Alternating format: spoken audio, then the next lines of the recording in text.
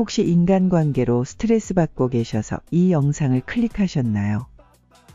아니면 앞으로의 모든 관계를 잘 지내고 싶다는 마음으로 이 영상을 클릭하셨나요? 어떤 이유든 모두 잘 들어오셨습니다. 이 영상은 단순히 인연을 끊어라 라는 뻔한 해결책을 주는 내용이 아닙니다.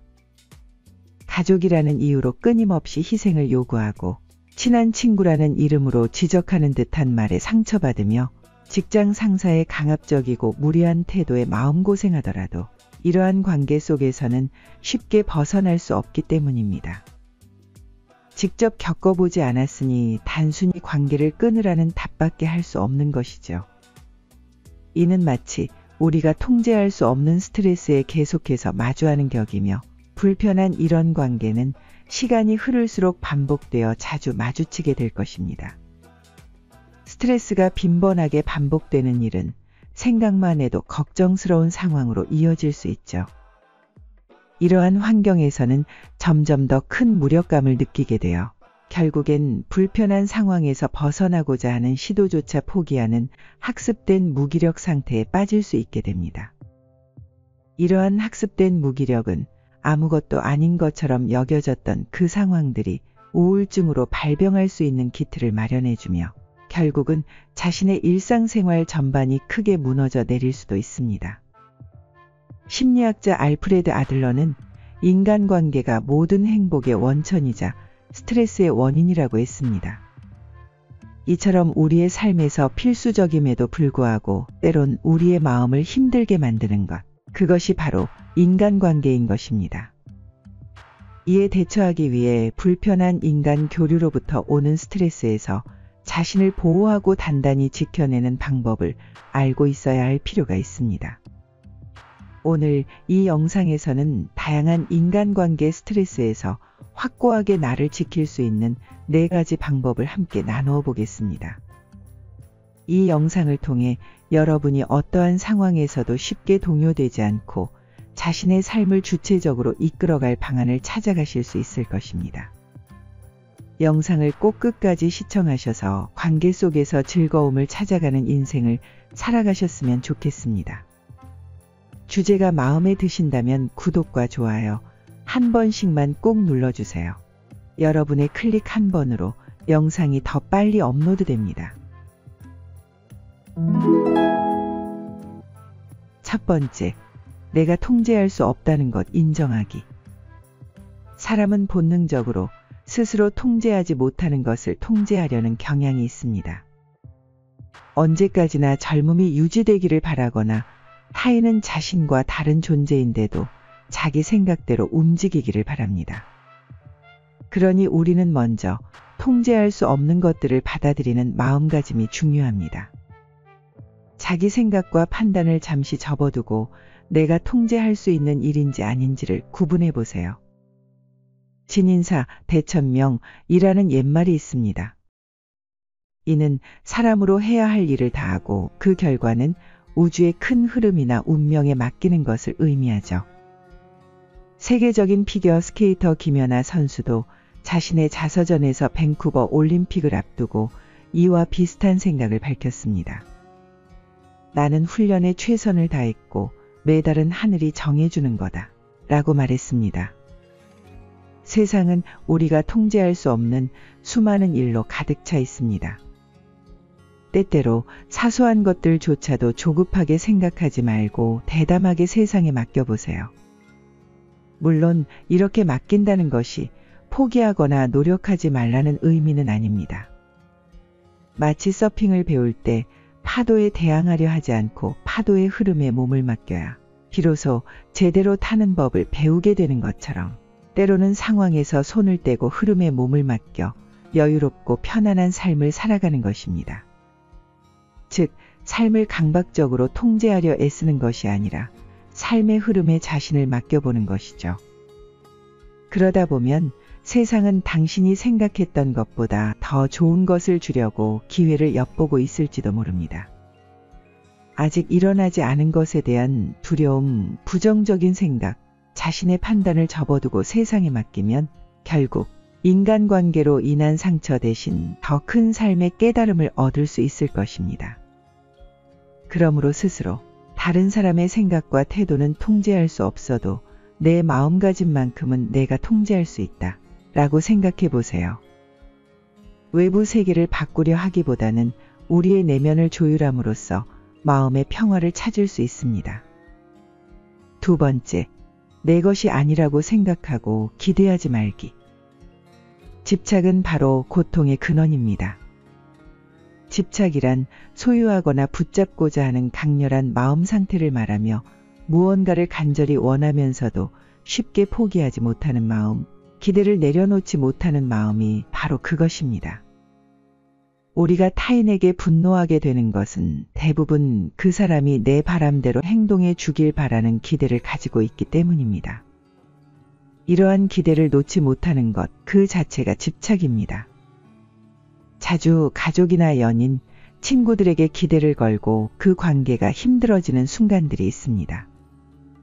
이러한 상황은 우리가 그들을 나의 것으로 여기고 함부로 대하거나 너무 많은 것을 바라면서 집착하게 됨으로써 발생하죠. 상대방을 내 것으로 소유하고자 한다면 상대방이 떠나버리거나 관계가 힘들어질 수밖에 없습니다. 다른 사람들과 조화롭고 행복하게 생활하기 위해서는 상대방을 자유롭게 해줄 수 있는 마음가짐이 필요합니다. 서로의 마음이 자유로울 때 비로소 편안한 관계를 유지할 수 있게 되는 것입니다. 물건이든 사람이든 세상 모든 것은 우리에게 잠시 빌려준 것들 뿐입니다. 모든 것이 우리의 소유물이 아니라고 생각한다면 모든 일에 감사하는 자세를 가지고 집착하지 않으며 손쉽게 내려놓을 수 있게 됩니다. 마음속에 상대와 나에 대한 경계선을 그어 놓음으로써 우리는 더 행복해질 수 있습니다. 세 번째, 모든 사람에게 이해받으려고 하지 않기. 어쩌면 당신의 주변에도 이렇게 말하는 사람들이 있을지 모르겠습니다. 너가 도대체 무슨 생각을 하는지 이해할 수가 없어. 사람들이 이렇게 말할 때 우리는 종종 그들의 의도가 우리를 걱정하는 것인지 아니면 단순히 비난하는 것인지 알 수 없어 당혹스러워하고 자칫하면 위축되어 상처받을 수 있습니다. 그러나 한 발짝 물러서서 상황을 바라보면 우리의 삶이 다른 사람의 이해나 승인을 구하지 않아도 된다는 것을 깨닫게 됩니다. 우리는 굳이 좁은 시야로 세상을 바라보는 사람들이 우리에게 던지는 걱정이나 비난을 받아들일 필요가 없습니다. 우리는 편협한 사람들에게 이해받으려고 사는 것이 아니며 당신의 삶은 오롯이 당신의 것입니다. 사람들 중에는 상대의 마음을 교묘하게 조작하는 데 능한 사람들이 있습니다. 그들은 몇 마디 말로도 다른 사람의 생각을 자기가 원하는 방향으로 이끌 수 있습니다. 이런 사람들은 특정 주제에 대해 제한된 관점 안에서만 생각하게 하려는 능력이 매우 뛰어납니다.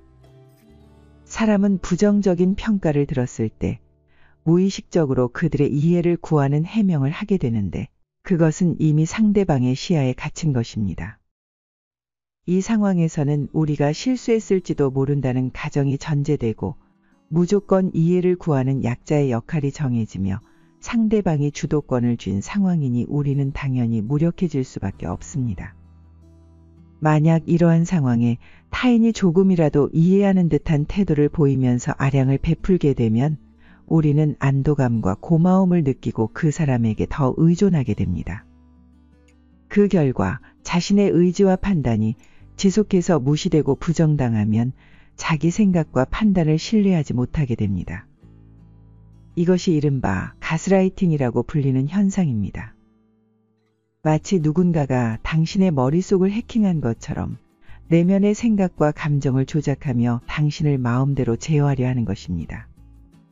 이는 자신의 정체성과 자율성을 통째로 빼앗기는 일입니다. 그렇기에 타인에게 이해받으려고 행동하는 것이 아니라는 사실을 항상 기억해야 합니다. 만약 누군가가 당신을 이해하지 못하고 답답하게 느낀다면 계속 그렇게 답답해하라고 내버려 두세요. 답답함은 그 사람의 문제이며 그들이 스스로 해결할 일입니다. 당신은 자신의 선택과 행동에 만족하며 결과가 좋지 않다고 하더라도 그 책임은 본인이 지면 그만입니다. 당신의 삶을 다른 누군가가 책임져 주지 않는다는 것을 잊지 마세요. 진정으로 당신을 걱정하고 위하는 사람들은 당신을 머리로 이해하지 않고 마음으로 공감합니다. 당신을 걱정한다는 핑계로 상처를 주는 사람들에게 더 이상 흔들리지 마시고 자신의 길을 자신감 있게 걸어가세요. 네 번째, 모든 사람과 잘 지내려는 욕심에서 벗어나기. 당신을 좋아하지 않는 사람에게 아무리 좋은 말을 해도 그들의 마음을 바꾸지는 못할 겁니다. 어떤 사람은 특별한 이유 없이 당신을 싫어할 수도 있고 그런 사람의 눈에는 당신의 모든 행동이 나쁘게 보일 수 있습니다. 심지어 많은 사람에게 사랑받는 연예인조차도 비판받고 악성 댓글이 달리는 경우가 있습니다. 이처럼 이유 없이 당신을 싫어하는 사람들이 존재할 수 있으며 당신이 아무리 선의로 행동한다고 한들 그들은 꼬아서 생각할 가능성이 큽니다. 그러므로 당신을 싫어하는 사람에게는 말수를 최대한 줄이는 게 좋습니다. 왜냐하면 긍정적인 의도를 담은 말이라도 저들은 감정적인 반응을 보이며 제대로 받아들이지 않을 뿐더러 오히려 당신의 말이 논쟁의 여지를 만들어낼 수 있기 때문입니다.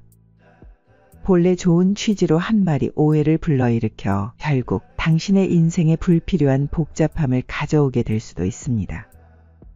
그러므로 당신을 싫어하는 사람에게는 되도록 말을 걸지 않거나 꼭 필요한 경우에는 간결하고 사무적으로 대화하는 것이 좋습니다.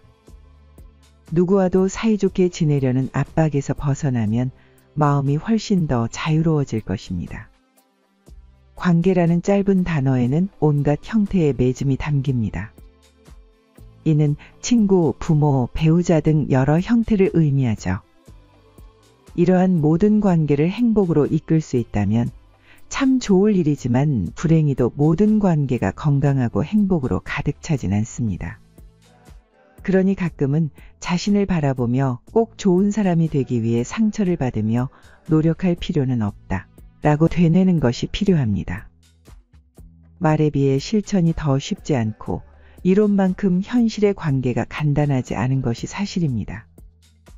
하지만 그릇된 선택을 하기에 앞서 맹목적으로 상대의 인정을 갈망하기 전에 다음과 같은 사실을 항상 염두에 두면 어떨까요?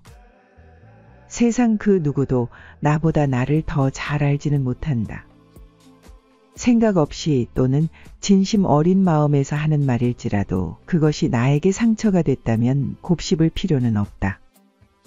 그것은 단순히 상대의 가치관에 의해 판단된 편협된 생각일 뿐이다. 라고요. 여기까지 영상을 시청하시고 있는 여러분은 인간관계를 위해 노력하시는 분들이니 분명 주체적이고 행복한 인생을 만들어 가시리라고 생각합니다.